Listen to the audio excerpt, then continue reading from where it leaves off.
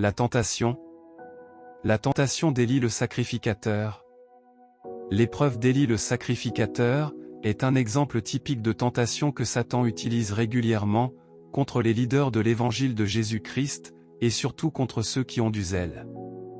L'histoire se déroule dans 1 Samuel 2, les fils d'Élie se rendaient coupables devant l'Éternel d'un très grand péché, parce qu'ils méprisaient les offrandes de l'Éternel, et qu'ils couchaient avec les femmes qui s'assemblaient à l'entrée de la tente d'assignation. Voyez-vous, que rien n'est nouveau sous le soleil, dit Salomon, ce sont des choses qui se passent aujourd'hui dans le secret de nos églises, n'est-ce pas? Élie était au courant des déboires de ses fils, mais il n'a rien fait.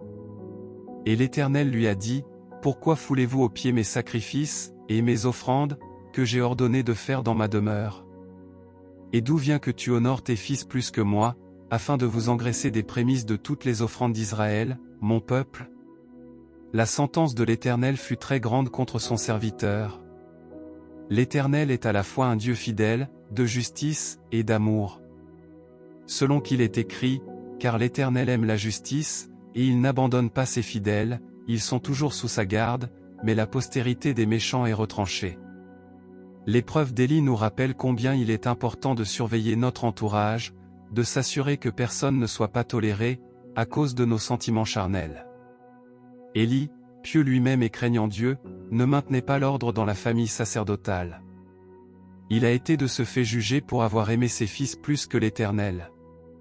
Cette épreuve ne concerne pas seulement les leaders, c'est-à-dire les pasteurs, prédicateurs, évangélistes et anciens. Cela concerne aussi tous ceux, qui dans l'idée de protéger la dignité, ou la réputation, ou les privilèges de ses proches, acceptent de salir l'œuvre de Dieu. Jamais seul avec Jésus, sur le chemin du salut. Dans sa main, il tient ma main, et je suis bien. Jamais seul avec Jésus, sur le chemin du salut.